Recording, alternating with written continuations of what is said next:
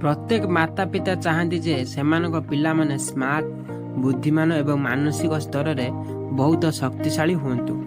पिला माने क्लासरूम रु आरंभ करी सबु क्षेत्र रे प्रथम आसंतु बोली अभिभावक माने भाव सेथिपाई सेमानकु मानसिक स्तर रे तीक्ष्ण करबाकू पितामाता अनेक पद्धति आपण सुस्थ खाद्य भल पोषण दियंती।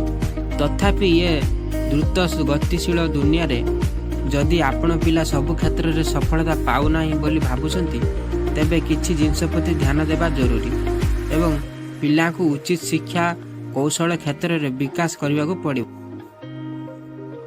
आसंतु जानिबा पिला मानको बुद्धिमान किपरि करिवे। प्रथम जदि आपण चाहती आपनको पिला मानसिक स्तर रे बुद्धिमान एवं स्मार्ट हुंतु तेबे ताकू खोलाखोली भाबरे कथा हेबाकू उत्साहित करंतु। सेमानकू भावना को जानिबा एवं प्रकाश करिबारे सहायता करंतु। पिला मानकू सेमानक भावना उपरे नियंत्रण रखिबाकू सिखांतु। चाप को परिचालन करिबा पई गभीर निश्वास एवं मनोवृत्ति विषय शिक्षा दियंतु।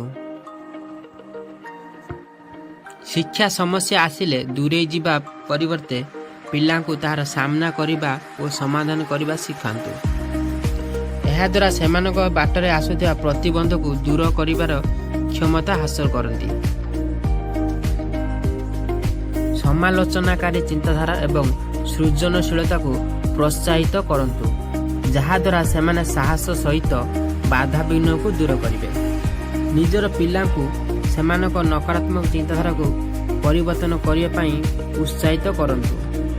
बाधा विघ्न आसुथिले बुझी विचारी एवं सकारात्मक चिंताधारा को प्रोत्साहित करंतु। पिलांक भितरे आशावादी चिंताधारा विकास हेले सेमाने जीवनर प्रत्येक उत्थान को भल भाव सामना करिबारे समर्थन हेबे।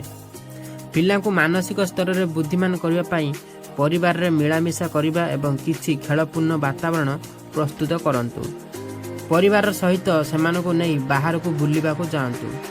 शरीर एवं मन मध्य सठिक भाव में समन्वय रक्षा करिबार पिला माने शारीरिक व्यायाम करने अत्यंत गुरुत्वपूर्ण। यह द्वारा उन्नत मानसिक एवं शारीरिक अभिवृद्धि घटी थाए। मानसिक शक्ति बढ़ाई व्यायाम अत्यंत जरूरी। प्रत्येक दिन पिला माने किछि समय व्यायाम करिले बौद्धिक शक्ति वृद्धि पाई थाए। भाव प्रवणता नियंत्रण शारीरिक स्वास्थ्य इत्यादि रे उन्नति करि थाए। पिला मानक स्कूल रे हेउ किंबा अन्य केउंटी सबु बेले प्रतियोगिता रे भाग नेबाकू उत्साहित करंतु। एहा द्वारा सेमानक मध्यरे आत्मविश्वास बढ़ी थाए। एहा सहित जेकोनोसी कार्य करबाकू सेमानक इच्छा कले पर्याप्त सुजोग दियंतु। किछि भूल रु सेमाने शिखिबा सहित दायित्ववान हेबे। धन्यवाद।